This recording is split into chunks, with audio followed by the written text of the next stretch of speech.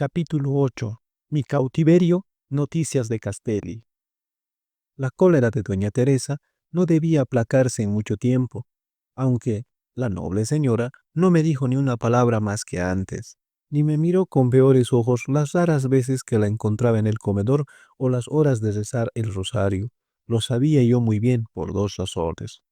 En primer lugar, la cara de Clemente, más risueña cuando me miraba, me decía que el monstruo estaba contentísimo de poder atormentarme y de haber encontrado un sufredolores mejor que el pobre Pongo, a quien dejaba ya más tranquilo. Diré únicamente las cosas que hacía de ordinario para gozarse con mi castigo, dejando en el tintero, o para su caso, mil otras que se le ocurrieran en circunstancias anormales. Por las mañanas, apenas abría yo mi puerta, buscaba con afán por todas partes, aunque lo tuviese a la mano, un pedazo de yeso o de carbón con el que trazaba enseguida solemnemente en el suelo la línea hasta donde me era permitido trajinar en la casa. Fingía olvidarse de llamarme a comer, mientras la comida apartada para mí de la que se servía a los niños no estuviese completamente fría. En las horas en que yo me encerraba en mi cuarto para leer, llevaba a mi puerta a los niños, Pedro de Alcántara y Agustín, para que me gritasen estas u otras cosas parecidas. Juanito, ¿no quieres ir a la plaza? Están repicando, Juanito. ¿Qué habrá sucedido? Dicen que Fray Justo te espera en la calle. Anda, Juanito, que te llaman los muchachos para jugar a la paloma. Cuando hablaba cerca de mí con alguna persona de la casa o de afuera, no dejaba nunca de buscar un motivo de lamentar las dolencias de su ama y concluía diciendo: ¡qué desgracia! ¿Quién hubiera pensado que la señora marquesa criase cuervos para que le sacasen los ojos? ¿Cómo hay en este mundo serpientes que muerden el seno que les da calor? Los domingos se levantaba al segundo canto del gallo para llevarme a la misa del alba que celebraba un fraile muy madrugador, evitando de ese modo que pudiese yo hablar siquiera accidentalmente con algún conocido en la calle. Todas las tardes, al reunirnos para rezar el rosario o al salir después del oratorio, hablaba del duende que probablemente volvería al jardín, al cuarto de los libros o al mío, de donde solo estaba alejado por los exorcismos que había hecho poco antes el reverendo padre Arredondo. Me hacía dar después con Feliciana el cabo más pequeño posible de vela y decía que el Pongo no podía ya separarse del cuidado de la puerta en aquel tiempo de bulla y alboroto que era el de los alzados. En segundo lugar, el alegre e incesante repique de las campanas, los vitores de la multitud que llegaban diariamente hasta mi cuarto, el tropel de caballos que con frecuencia pasaban por la calle, las noticias que a su manera daban y comentaban los criados en la cocina, no dejaban duda de que la revolución ganaba inmenso terreno. Esto es, si no había acabado por completo la dominación española. Casi a un tiempo con la nueva feliz del triunfo de Aroma, había llegado la del pronunciamiento de Chuquisaca, que se verificó al aproximarse una expedición de Cochabamba, conducida por don Manuel Villa, y la del triunfo obtenido en Suipacha el 7 de noviembre por las tropas argentinas al mando del general don Antonio González Bercasel, sobre las acumuladas en la frontera sur del Alto Perú, por Nieto y Paula Sanz, a órdenes del brigadier don José de Córdoba. Súpose pocos días después la completa evacuación de La Paz por las fuerzas del coronel don Juan Ramírez, que habían repasado el desaguadero a consecuencia de la derrota de Piérola en Aroma para incorporarse a las tropas de Goyeneche. Salían de la villa expediciones armadas como la que condujo don Bartolomé Guzmán a La Paz, con el fin de reparar el error cometido después de la victoria de Aroma. El entusiasmo, el delirio del pueblo llegaron, por último, a su colmo cuando el mismo gobernador don Francisco del Rivero partió con 3000 caballos y 200 o 300 infantes a incorporarse al ejército auxiliar. Debo advertir con este motivo, por si acaso sea necesario, que aquella casa en que yo estaba, sus moradores y las personas que las visitaban eran las excepcionales en medio de la decisión general con que Cochabamba abrazó la causa de la independencia. ¿Qué no hubiera dado yo por encontrarme siquiera un momento en la calle o en la misma plaza entre la multitud para aliviar mi corazón con el grito que salía libremente de todas las bocas y que yo solo podía arrojar para mí entre la almohada y el colchón de mi cama? Como deseaba hablar con mis amigos Fray Justo y Alejo, o siquiera el overo, aunque no fuese más que para el ojo de la llave de una puerta o a través de una pared. ¿Por qué no venía a verme el padre que debía tener entrada en todas las casas? ¿Por qué mi tío no hacía valer una vez por lo menos los derechos que le daba sobre mí el parentesco? Mis dos consuelos continuaron siendo la lectura, amenizada con el hallazgo de un tomo desencuadernado de la comedia de Calderón de la Barca y una comedia completa de Mortero, y las lecciones que daba a Carmencita o las inocentes conversaciones que tenía con ella. ¿Cómo pudo nacer en ese ángel de las entrañas de doña Teresa tanta belleza de tanta fealdad, tan dulces, nobles y tiernísimos sentimientos de tanto orgullo y egoísmo? Yo no lo sé. Puede ser que se encontrara en ella uno de esos ejemplos que parecen confirmar la creencia de que las hijas se asemejan mucho más a sus padres. Don Fernando, como creo ya haber dicho, era otra parte. Había sido un hermoso y compuesto caballero de su juventud. Pienso, también, que debió haber nacido naturalmente bondadoso y que los defectos que de él conoceremos más tarde provenían de su viciada educación. Carmencita tenía hermosos cabellos rubios, destinados a ir tomando con el tiempo un color castaño o completamente negro, como sucede en nuestros climas. Su rostro grandiosamente ovalado, muy blando y sonrosado en las mejillas, con ojos de azul oscuro cuyas pupilas parecían zafiros, con nariz un tanto aguileña y una boquita de labios perfectamente delineados, podía ofrecer un buen modelo para pintar una virgen niña estudiando su lección al lado de Santa Ana, pero tenía frecuentemente una expresión picaresca, sin malicia que la hubiese hecho digna, también de representar a las gracias en un cuadro pagano. Vestíanla unas veces de saya y manto, como una gran señora, y otras de manolita, representando a ella primorosamente uno y otro papel. El segundo, sobre todo, con su mantilla caída a las espaldas, su vestido de anchísimo vuelo, sus zapatitos rojos, sin faltarle en la liga ni un puñalito de latón dorado. Se ponía tan mona que hacía reír hasta a doña Teresa. Creo que ésta la amaba y que no la amaba más en el mundo ni a sus otros hijos, porque si bien recomendaba respeto y ciega complacencia para Pedro, en consideración a que era el mayorazgo y permitía las travesuras de Agustín, no la vi nunca hacerle ni un halago ni desear su compañía. Carmencita me hizo confidente de sus pequeños secretos, me mostraba antes que a nadie los juguetes que le regalaban, partía conmigo todo lo que más le gustaba. Un día, a principios de marzo de 1811, se me acercó haciendo un dengue encantador y graciosas contorsiones con las manos en la espalda. Saltó después por varias veces presentando y volviendo a ocultar alternativamente a mis ojos un racimo de uvas maduro y dorado prematuramente. ¿Qué es esto? Me decía. ¿Que no adivinas? ¿Quién te lo ha dado? Le pregunté. Vaya, ¿quién ha de ser? Luisito, ese Luisito. ¿Y quién es Luisito? Qué tonto, el hijo del gringo. ¿Cómo lo has visto? ¿Dónde vive? Pasa siempre por la puerta. Vive aquí, aquí, aquí, no sé dónde.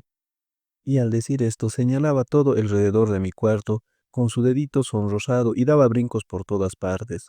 Después partió el recibo de modo que me quedase la mayor parte, puso esta sobre el libro abierto que yo leía cuando ella entró y se escapó ligera como un pájaro. Pero este mi segundo consuelo no duró mucho tiempo.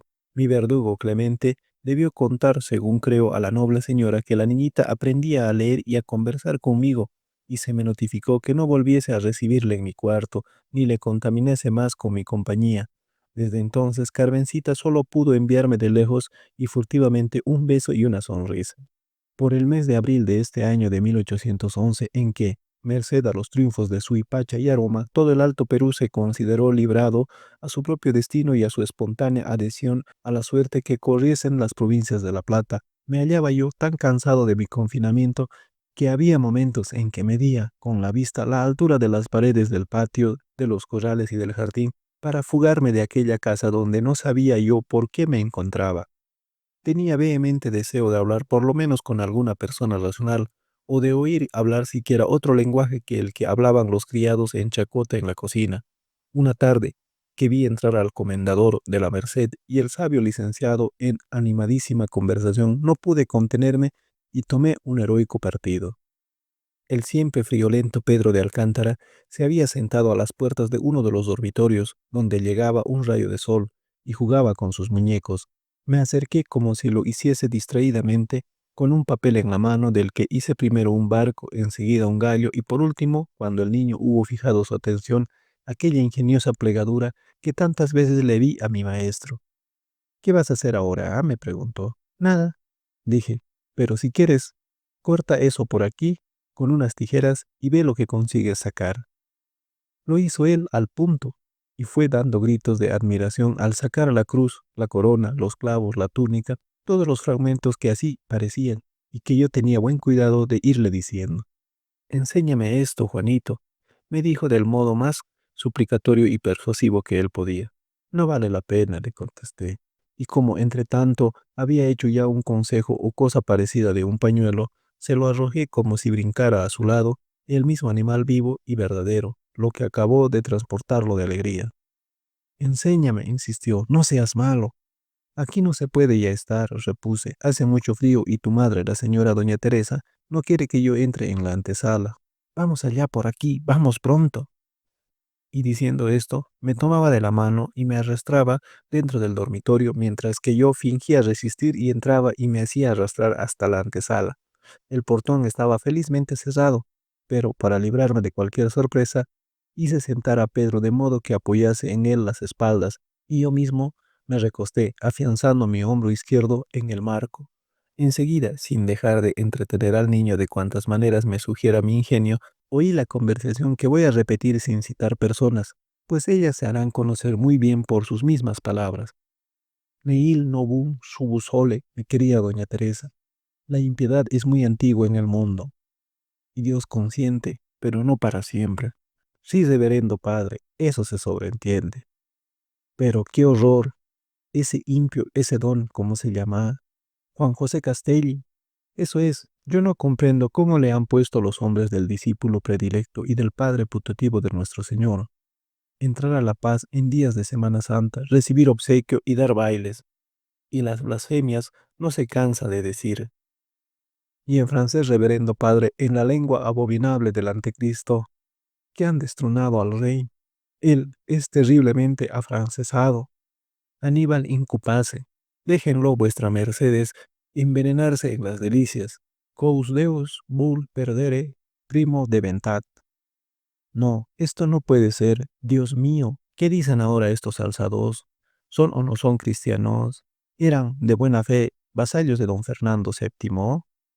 La verdad es que ellos mismos están descontentos. ¿Con cuánta razón ha querido excomulgarlos el ilustrísimo señor arzobispo Mox? Ojalá volvieran sobre sus pasos, pero, como decía el señor licenciado que eran esas herejías, liberté, que viene de libertaras, fraternité, de fratris, engalité de... No lo entiendo, pero debe ser muy malo. Abominable debe decirse, mi señora. En este punto, se oye abrirse el portón del alabardero que da al patio. ¿Quién es? ¿Cómo te atreves a entrar, Clemente? Perdone vuestra merced, mi ama y señora marquesa, es el hijo del gringo que viene a recoger la faena del señor, que vuestra merced quiere hacer dorar para la exaltación. Está bien, hazle entrar al oratorio. Ruido de pasos de dos personas que atraviesan la sala por el lado indicado, prosigue la conversación. Y ese canto endemoniado que dicen comenzó a entonar uno de sus oficiales insurgentes, creo que de borracho, es un sarao.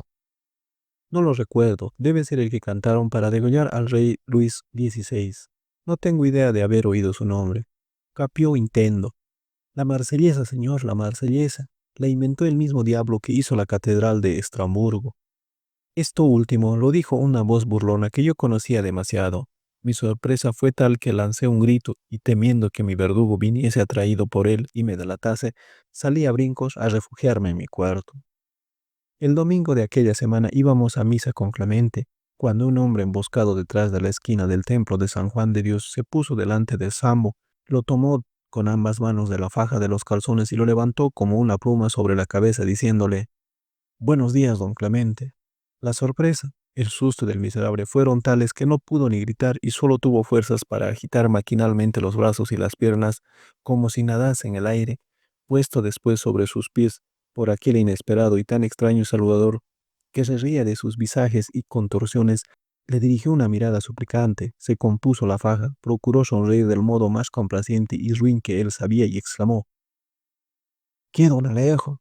Mi tío, porque él era en persona, lo sujetó entonces de una oreja y le dirigió imperativamente y brevemente estas palabras: «Quiero hablar a mi gusto con el niño. Entra tú a oír misa y no salgas sino el último de todos, para ir a buscarnos a mi taller, Cuidado con decir después lo que ha pasado. Ya me conoces, vete.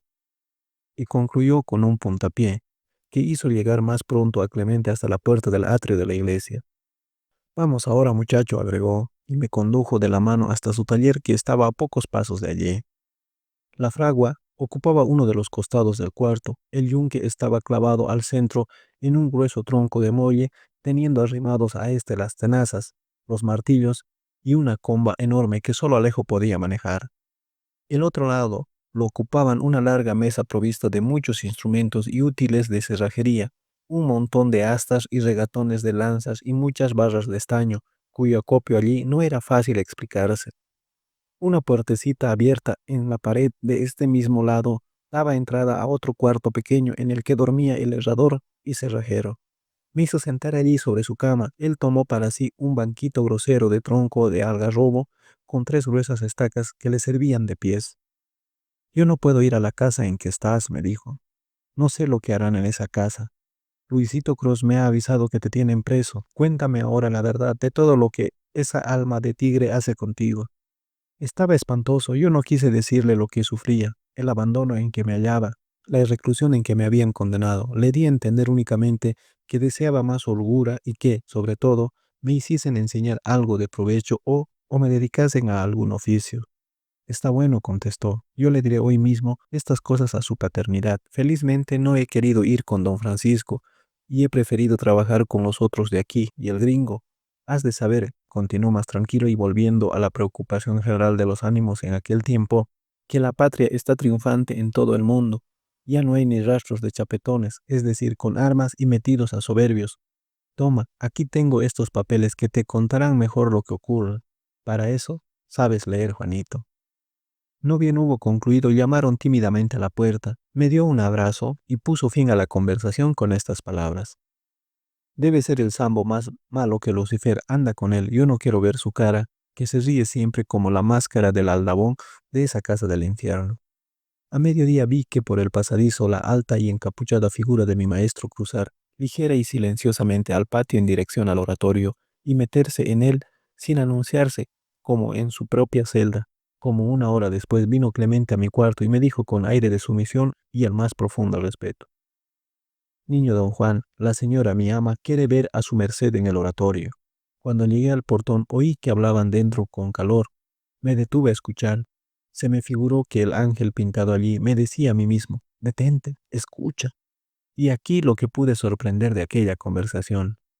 Ya te he dicho que el espantoso trastorno de estos tiempos, que tú mismo fantaseas siendo sacerdote, no permite mandarle a estudiar a Chuquisaca, pero ¿qué le falta? ¿De qué se queja? ¿No está tratado al igual que mis hijos? ¿Qué más hubiera hecho por él la hija del mayordomo? Cállate por Dios, Teresa.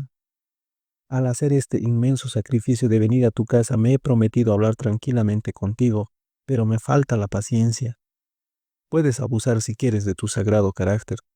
Loado sea el Señor que manda estos nuevos tormentos al corazón de una triste viuda. Acabemos, Teresa. Sí, acabemos. La voluntad de don Fernando se cumplirá tan luego que se pacifiquen estos dominios de su majestad el rey.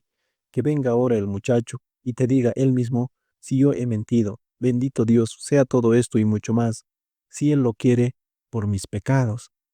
Creí que iba a repetir la orden de llamarme y retrocedí algunos pasos para volver enseguida, con ruido y golpeando como atolondrado en la puerta. Entra, Juanito, dijo doña Teresa, casi con amabilidad. Ven acá. ¿Por qué no has ido a visitar a tu maestro? Yo me acerqué primero a besar la mano que éste me extendía y contesté luego con algún atrevimiento: Clemente me ha dicho que vuestra merced no quiere que yo salga ni... Clemente es un animal, gritó ella con cólera. El Samo maldito, Dios me perdone, todo lo entiende al revés y voy a plantarlo en la calle. Lo que yo no quiero es que pierdas el tiempo con tus antiguos compañeros con quienes jugabas a la palama, que no salgas para hacer inútiles los buenos ejemplos y consejos que... Basta, le interrumpió mi maestro. Desde hoy irá a verme todos los jueves, ¿no es verdad? Cada día, si lo quiere vuestra paternidad, repuso la señora, cambiando de tono en la conversación con Fray Justo, quien hizo lo mismo enseguida para despedirse. Gracias, señora doña Teresa, que Dios con vuestra merced. Hasta el jueves, hijo mío. Yo me retiré a mi cuarto tan pronto como él hubo salido. Me cerré por dentro y me puse a leer los papeles que me había dado Alejo por la mañana. Eran copias de la proclama del gobernador antes de su salida para incorporarse al ejército de Castilla y Valcancel, y del armisticio que habían celebrado estos con Goyeneche. Supe así que las fuerzas de la patria y las del virrey de Lima, comandadas por el gobernador del Cusco, estaban frente a frente a orillas del desaguadero.